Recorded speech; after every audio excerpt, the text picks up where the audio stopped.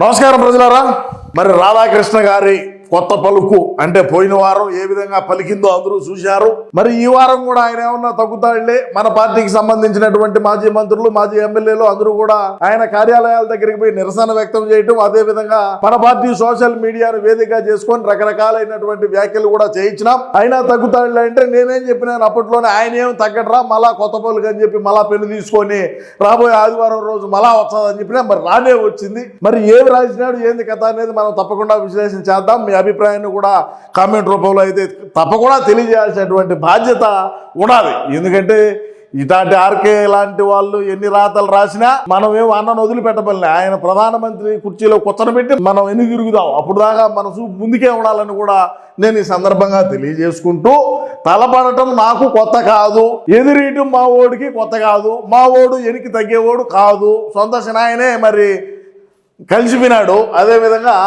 ఆంధ్రజ్యోతి సంస్థల దాదాపు 25 ఏళ్ల ప్రస్థానంలో మా దమ్ము ధైర్యాన్ని అనేక మార్లు ప్రదర్శించే అవకాశం వచ్చింది. ఆంధ్రప్రదేశ్లో జగన్ రెడ్డి, తెలంగాణలో కేసీఆర్ అధికారంలో ఉన్నన్ని రోజులు తల ఎగరేసి బతికామే తప్ప తల దించుకొని బతకలేదు. మేం కయ్యానికి కాలు దువ్వం. అయితే అవతల వారు వ్యవహరించే తీరును బట్టి మా స్పందన ఉంటుంది. అంటే మనం అధికారంలో ఉన్నప్పుడు ఇక్కడ అన్న ముఖ్యమంత్రిగా ఉన్నాడు, అక్కడ కేసీఆర్ ఉన్నాడు. మరి ఆ రోజుల్లో కూడా ఆయన ఏమి ఎనికేమి తగ్గలా. ఏ రోజు ప్రతి వారం కూడా ఆయన కొత్త పలుకులో ఏ విధమైనటువంటి అంటే రాష్ట్రంలో జరిగేటువంటి పనితీరు కావచ్చు, అధికారులు కావచ్చు, మరి ఎక్కడ ఏమనుకుంటున్నారు ప్రజాభిప్రాయాన్ని మన ఆయన విశ్లేషణ కూడా బ్రహ్మాండంగా రాసేవాడు. కానీ మనం భయపెట్టిన పాట ఆయన భయపడలేదు కదా. అదే విధంగా పెద్ద కథ ఒకటి ఉన్నది, ఒకటి మామూలుగా లేదు. ఇందా ఉండండి దాని గురించి. ఇక్కడ ఆంధ్రప్రదేశ్లో జగన్ రెడ్డి, తెలంగాణలో కేసీఆర్ అధికారంలో ఉన్నప్పుడు వారి తప్పులను ఇదే వీకెండ్ కామెంట్లో అనేక మార్లు ఎత్తి చూపాను. ఇప్పుడు కొత్త ప్రభుత్వాలు వచ్చిన తర్వాత కూడా లోటుపాట్లను ఎత్తి చూపుతూనే ఉన్నాం. P4 కార్యక్రమంపై వీకెండ్ కామెంట్లో నేను చాకిరేవు పెట్టిన తర్వాత చంద్రబాబు కొంత సర్దుకున్నారు. అంటే P4 కార్యక్రమం ఏదైతే ఉన్నదో దాన్ని ఆయన వీకెండ్ కామెంట్లో రాయడం వల్ల ఆయన కొద్దిగా సర్దుకున్నాడంట చంద్రబాబు నాయుడు గారు. మరి మనం ఇటు సర్దుకుంటావా? మనం వినేటువంటి వ్యక్తులవా? మనం సినాయన చెప్తే వినం, తండ్రి చెప్తే వినం, తల్లి గారు చెప్తే వినం, చెల్లి గారు చెప్తే వినం, ఎవరు చెప్పినా కూడా వినేటువంటి వ్యక్తి మా జగనన్న కాదు. మీరు చెప్తే ఎట్టంటారు ఆర్కే గారు? మీరు చెప్తే వినాలనా? మీ పేపర్లో రాచే మేము దాన్ని సర్దు చేసుకోవాలనా? ఎక్కడన్నా ఉన్నదా ఇది? ఎక్కడా ఉండదు, జరగదు, అసంభవం. అసలు ఎవరు చెప్పినా వినం. తండ్రి చెప్తేనే వినం. తండ్రి లాంటి వ్యక్తి సినాయన చెప్తేనే ఇలా బొక్క సినాయన్నే పంపించేకాడే పంపించావు. నువ్వు మీరు రాచా మేము వినాలా? అది మా వాడు వింటాడా?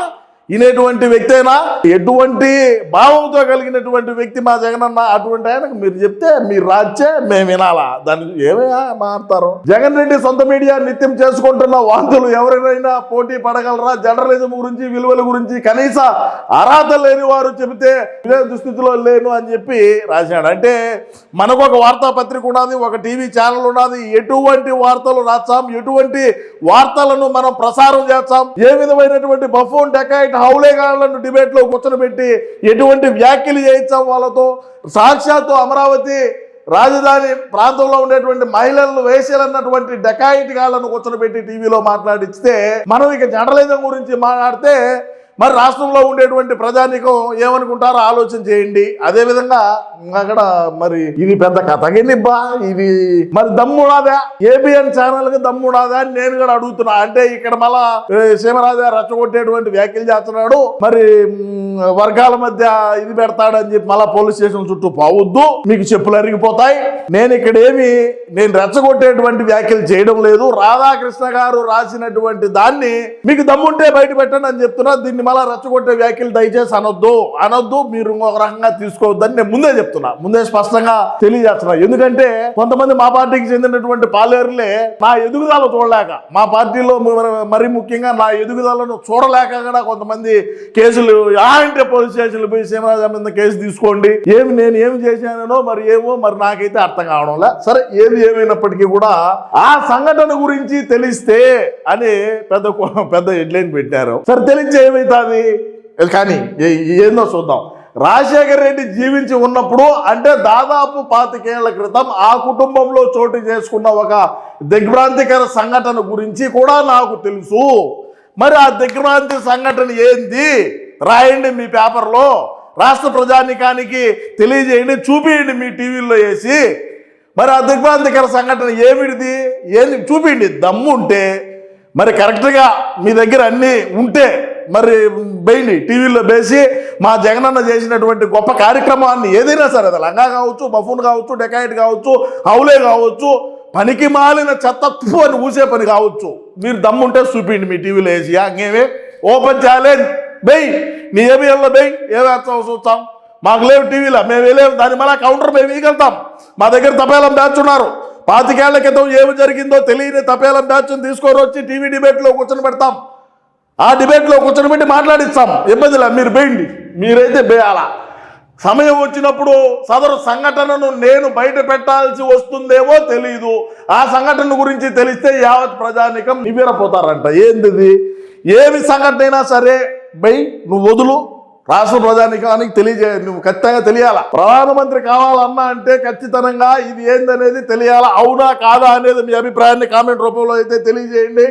ఇంకా ఏందో రాశాడు బా, జగన్ రెడ్డికి ఆయన తల్లి విజయమ్మకు చెల్లి శర్మిలతో విభేదాలు వచ్చినప్పుడు ఈ మూకలంతా కట్టకట్టుకొని రాజశేఖర రెడ్డి భార్యను కూతుర్ని ఎంత అవమానించిందో చూసాం. రాజధాని అమరావతి భూములు ఇచ్చిన మహిళా రైతులను వేసవితో పోల్చడం, మహిళలను గౌరవించడమా, దీనిపై నిరసన వ్యక్తం చేసిన మహిళా రైతులను సంకరజాతి అని సజ్జల రామకృష్ణారెడ్డి దూషించడం మహిళలను గౌరవించడం అవుతుందా?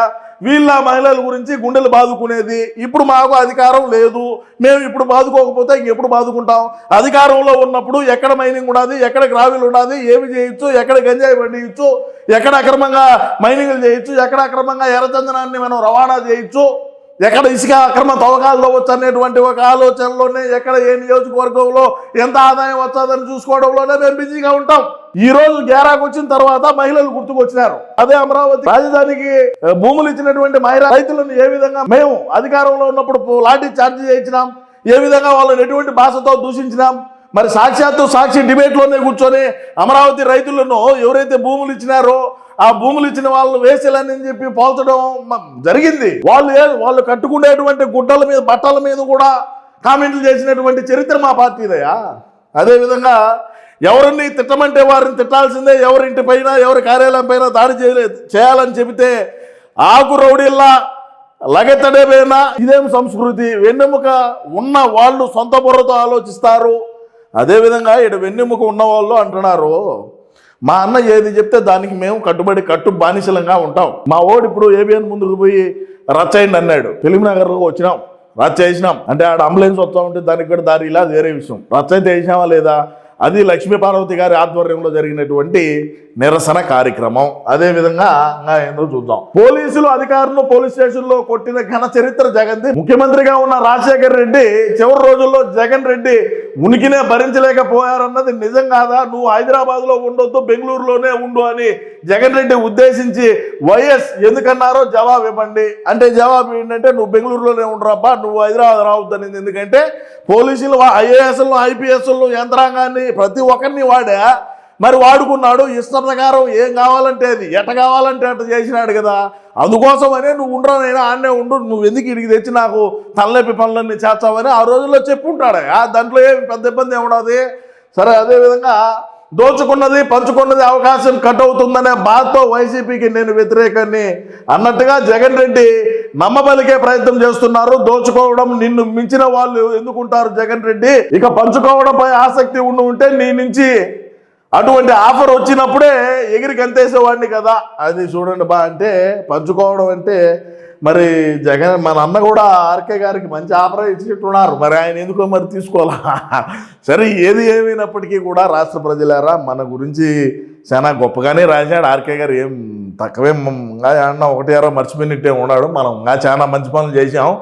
అయినప్పటికీ కూడా మరి నేనైతే రాధాకృష్ణ గారిని మరి ఏబిఎన్ ఛానల్ను ఒక సవాల్ అంటే నేను సవాల్ ఇచ్చిన అంత పెద్దవాడిని కాదులే, కానీ సరే ఈ సంఘటన ఏదైతే ఉన్నదో ఆ సంఘటన గురించి తెలిస్తే అని చెప్పి రాసి యావత్ ప్రజానికం నెవరిపోతుంది అని చెప్పి రాశాడు కదా.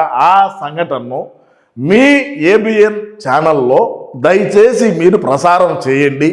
అది మీరు ఛాలెంజ్ అనుకుంటారా, లేదు రాష్ట్ర ప్రజానీకానికి తెలియజేయమంటున్నాడు సీమరాజా అనుకుంటారా? మా పార్టీ వాళ్ళు, మా వైసీపీ పార్టీ వాళ్ళు చూసేదానికి సిద్ధంగా ఉన్నారు. మేమేమి నెవరపోయేటువంటి వ్యక్తులం కాదు. దమ్ముంటే మీ ఏబిఎన్ ఛానల్లో ప్రసారం చేయండి. మీరు రాసినారు, మీ దగ్గర లేకుండా మీరు రాయరు, మీ దగ్గర ఉన్నది, మరి దాన్ని బయటికి వదలండి. రాష్ట్ర ప్రజానికం చూడాలి కదా. ఎందుకంటే ప్రధానమంత్రి కాబోయేటువంటి వ్యక్తిగా, ప్రధానమంత్రి క్యాండిడేట్ అయ్యా మావాడు. మరి అటువంటి వ్యక్తి చేసినటువంటి ఘనకార్యం ఏదైనా కావచ్చు, అది లంగా కావచ్చు, బఫూన్ కావచ్చు, లేదు ఇంకొకటి కావచ్చు, ఏదైనా సరే తెలియాలి కదా. మరి తెలియాలంటే మీరు నా దగ్గర మాకు తెలుసు అన్నారు, మీకు తెలిసిన దాన్ని రాష్ట్ర ప్రజానీకానికి తెలియజేస్తే మరింత బ్రహ్మాండంగా ఉంటుందని చెప్పి తెలియజేసుకుంటూ, ఏది ఏమైనప్పటికీ వీకెండ్ కామెంట్, దాన్ని వీకెండ్ కామెంట్ కాదు, కొత్త పలుకు. మరి కొత్త పలుకు ఆర్కే గారి విశ్లేషణపై మీ యొక్క అమూల్యమైన అభిప్రాయాన్ని మీరు కూడా తెలియజేయండి. నమస్కారం.